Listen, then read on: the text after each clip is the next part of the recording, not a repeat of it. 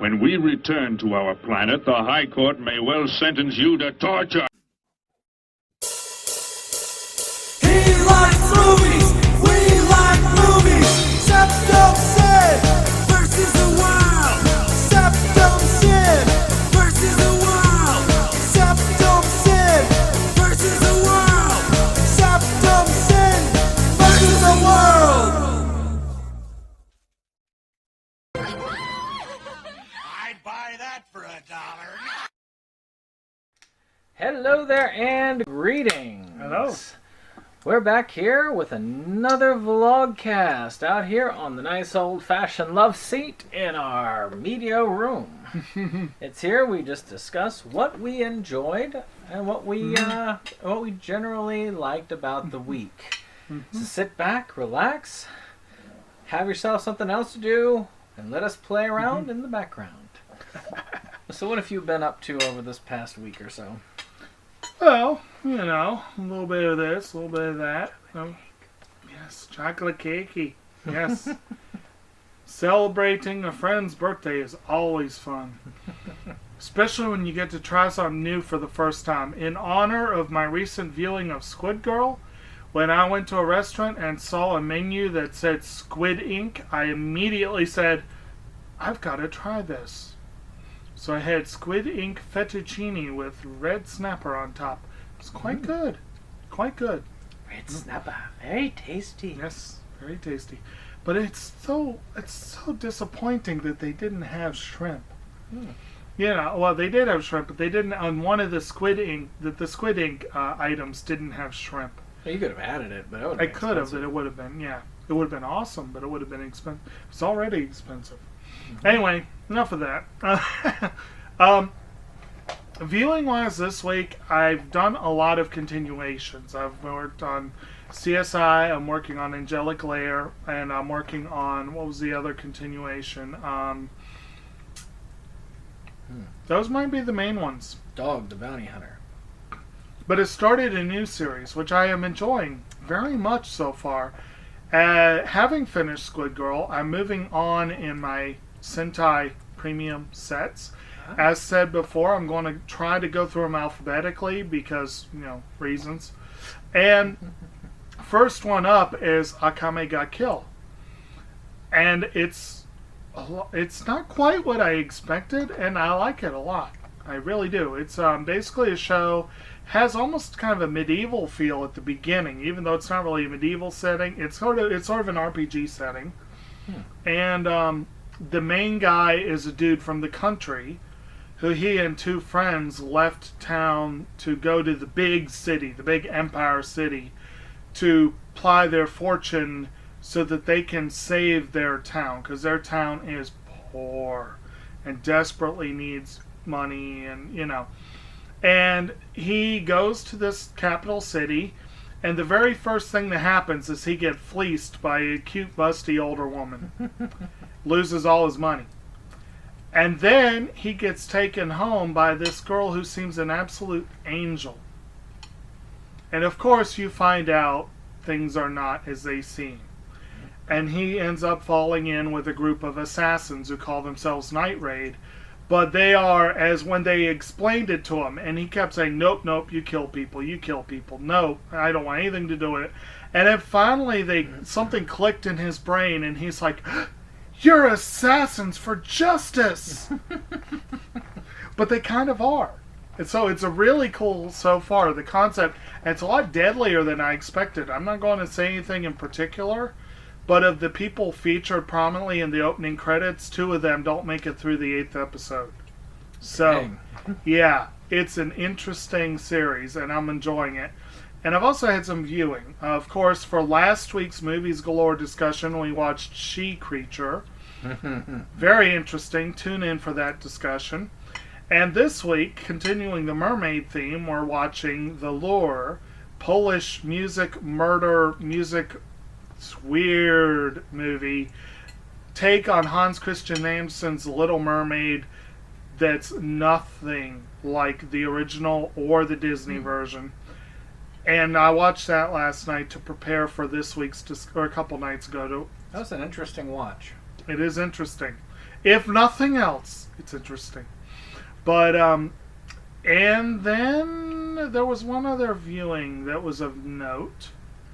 I know I walked in a couple nights ago, halfway through Joe Wright's Pride and Prejudice, and rewatched that. That's a good movie. I like that one. The Lost Boys. I tried to watch The Lost Boys, but I was half asleep. I saw most of it. It's a movie that I'm a bad child of the 80s. One day I'll watch the whole thing. But I tried, and I saw most of it. I guess that's it. And as far as reading goes, I'm still working on Daphne du Maurier's Rebecca. It's taking a while to read, but it's a really good book. And so that's basically it. Yeah, your go. Well, while I blow my diet on chocolate cake, which birthdays, thank goodness, only happen once a year. So I probably won't be eating cake anytime soon. Each person's birthday is only once a year, but... That's true. But I do have a list. And of course, two of the ones on there are similar because one, we're on the same group cast. I watched The Lure today. Well, I didn't mind it. And of course, I watched Lost Boys, which we watched together. Mostly. So let's start with what I'm playing. I actually started something new. South Park has some new DLC, which is horror themed, where you're going to this camp where people are being killed. But we've got to try and save one counselor in order to try and keep the camp open for the kids. You get the new class called Final Girl, which works well because I'm playing a female character in the game. But otherwise, again, fun. I enjoy the South Park stuff. The DLCs are fairly short. Casa Bonita was really short. But to me, I get very little game time. I think I play maybe 1 to 4 hours a week. So that'll work fine. Probably by next weekend I might be through it. Or it might be the week after next. Don't forget Quiplash. Yes. Well, we always do that. It's a party game. The Jackbox games are fun. I'm still watching My Little Witch Academia. Really enjoying that one. And Who is America? It seems like every week it gets news because of somebody that Sacha Baron Cohen has convinced to do something stupid. My favorite is in this episode about a quinceañera, and he gets a bunch of people who are definitely not the brightest, and he says, "So, can you tell me what a quinceañera is?" The person who answers most correctly, I was like, yes, somebody is knowledgeable. It's like, yes, well, you see, this is how they coming of age for young girls. Like, yes, you know something about the culture. And that's where they all rape the girls. Like, no! They don't rape the girl. So they establish this fake sting operation. And, well, it doesn't go well. Apparently this person saw Braveheart one too many times and misunderstood what prima nocta was. So I've actually finished a number of things. I finished the Edison collection, which is a very nice historical thing. How many films was that? It was a lot. It was like 3 hours worth of disc, and there were 4 discs. Nice. So I got my fill of Edison, and a lot of those, oh my gosh, they felt long. Though the one at the very end in 1918 about World War I was kind of cool. And I also enjoyed some of the historical reels, like the San Francisco earthquake that they had back in that time. They had film reel of the aftermath of that. Again, historical, a necessity.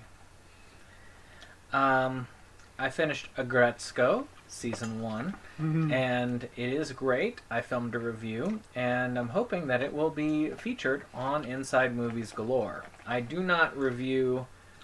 I think I've reviewed 1 or 2 things on this channel without a physical release, but I will not review it anymore on this channel without a physical release. But you can look forward to that. The review is actually already edited, already finished, but I have no internet, so I can't upload it. I can't send it. It's just stuck. Of course, by the time you see this video, theoretically, It could be up and running.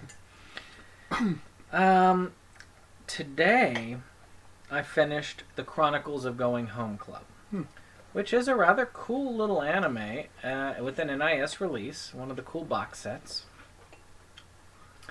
And 12 episodes. It's about these girls in high school who do this club called the Going Home Club, which is typically the name with people who don't have clubs use as in, yeah, I'm in the Going Home Club, which means I go home after school. I don't do a club.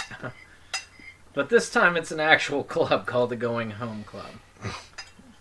It's very strange. You can tell that this was an omake type series.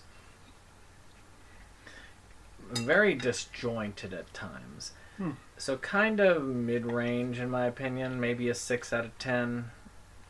Enjoyable, but not one that I have a desire to watch in the near future. But this is something that's fairly common. There are a number of NIS set series that were kind of like that were decent, but not like spectacular. But still, worth at least one watch. But finally, I watched Gasland 1 and 2. Now, I saw the first Gasland a while back when it was up for an Oscar. Yeah. And it I think you might have shown me. I might have gotten the yeah. And I finally got a hold of the second movie. And just the feelings that you get from this. And I try not to bring up a lot of politics on the channel. So I apologize if you really like the drilling aspect and you don't believe in environmental regulation and all that. But it really does show what happens when environmental regulation is weakened, when it doesn't work, when you've got the wrong people in charge. And that includes President Obama, who was all on board with natural gas. But just the fact that you see all these communities just totally destroyed. And the EPA under Bush and the EPA under President Obama, and probably under the current one with all the relaxations of these, were saying, oh no, your water's safe. When the water's catching fire, when they're lighting it, I was like, oh, it's safe to drink. Yeah. But they're saying, like, off the record to them, no, it's not. Don't drink it. But Foo. Dang it. That's the thing. It really frustrates me to see this. Yeah. These particular corporations are above the Clean Air and Water Act. They got special permission when this whole thing started to be above that. Not to mention that before long those acts won't even, And just a side note here, I did see the original Gasland. I do need to see the second one. There's also a really, really great book. A really hard one to read. I can't remember the author offhand. But it's called Under the Surface, Fracking and Fortunes of the Marcellus Shale, or something like that. But it heavily references Gasland. Yeah. But it's a hard book to read. But it's something that people really don't know about. And again, Obama was on board partly because people really don't know what's involved with this. I actually don't think that he understood the full ramifications. Exactly. People just told him it's clean burning, and it is cleaner than Better some, than coal. But it still produces a heck of a lot of methane, which is a bad gas for the air. Whether you believe in global warming or not, let's just move that off the table. I would like to think that most of you are on board with having clean water. There are a select few people that are on the farthest of the far right who believe that there is no such thing as pollution, that it is a liberal lie, that you can dump as much waste in the water as you want and it will cause 0 damage. But I'd like to think that many people, regardless, understand if you drop waste in the water, it's going to cause problems. Or understand that if you light water and it combusts, that's not normal. Probably not safe to drink. Yeah. And this, it just angers me to see this. It frustrates me because there is sort of this powerlessness. And the first thing I could think of is, oh, thank God we're not on one of those things. But it hits everybody. They show in the second one this guy who has this mansion, who has to leave his mansion because the water and the gases are so bad that it will that his mansion has a chance of blowing up. This is hitting people no matter what your political beliefs, no matter what your religious beliefs, your race, your economic status. These people are all getting run over by this. And this is just something there. I think clean water is worth fighting for, no matter who you want to vote for in the end.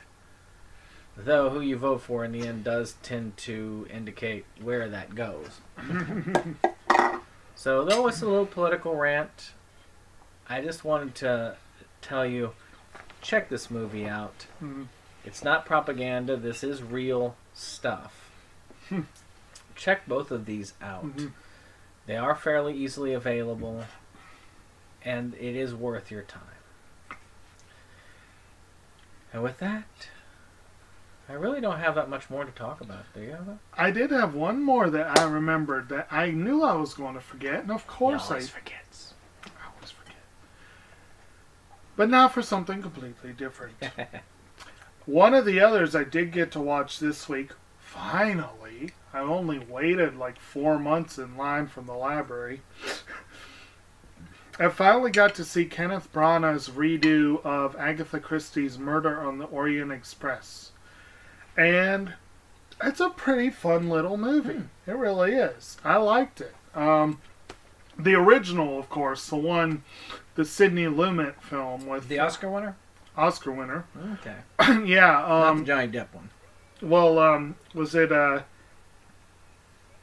Lauren Bacall in the original won supporting actress, I believe? Her character is played in the new one by Michelle Pfeiffer. And Pfeiffer does a really good job.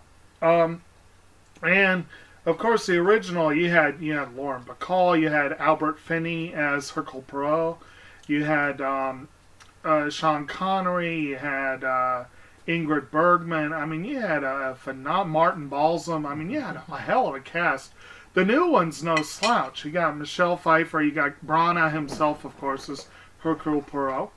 And you had Johnny Depp and Judi Dench, Leslie Odom Jr., Daisy Ridley, Penelope Cruz. Really, really, really good cast.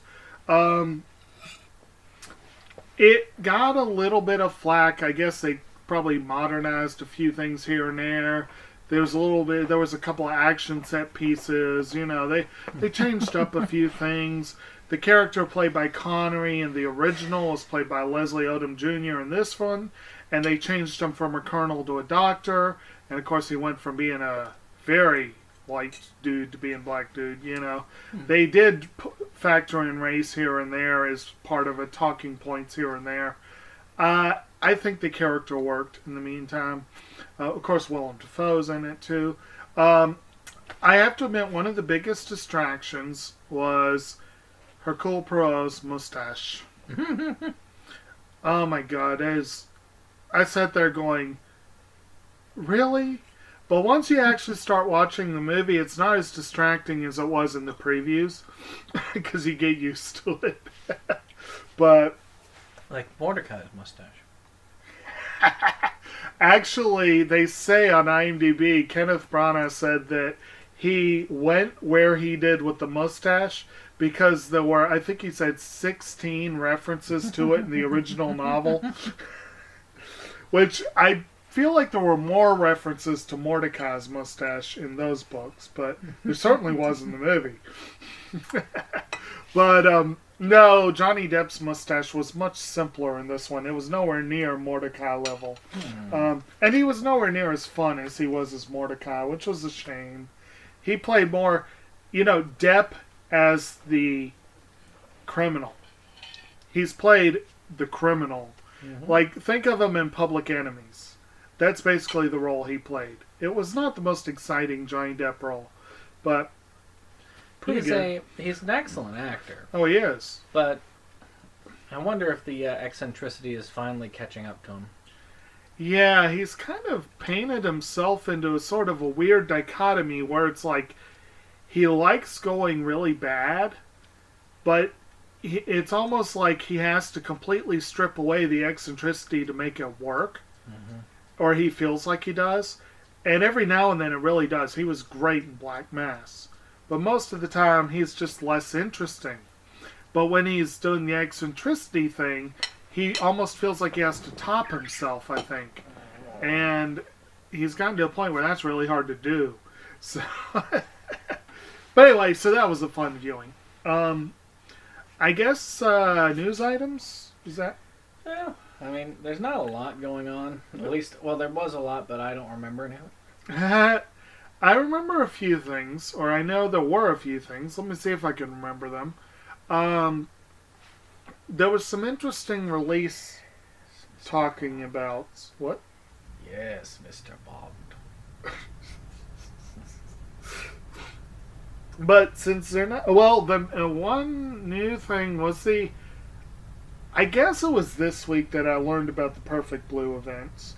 So anyway, yeah, they're doing a lot of upcoming Fathom events that are really cool. And Perfect Blue, I think, was one I found out about this week, and I've got to go see it. I think it might have been this week as well. I learned about the Big Lebowski, and I want to go see that, but I don't think I can. But I have the Big Lebowski. I've seen it many times, but I've never seen it in the theater, and I want to do that. But, crazy foo.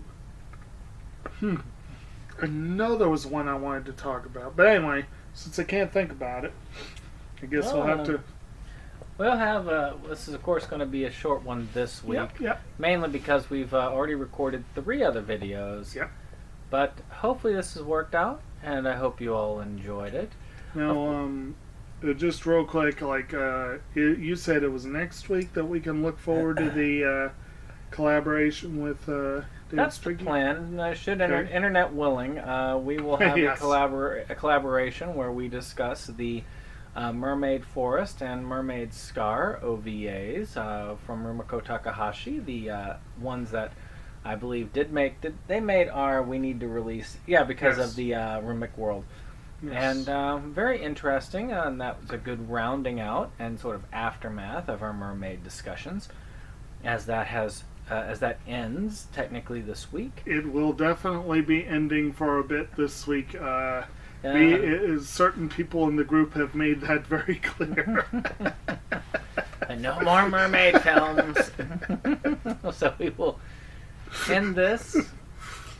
But what have you been up to this week? Hopefully something good. Have you seen anything fun? Let us know in the comments below. And we will see you on the next one. Take care. Goodbye.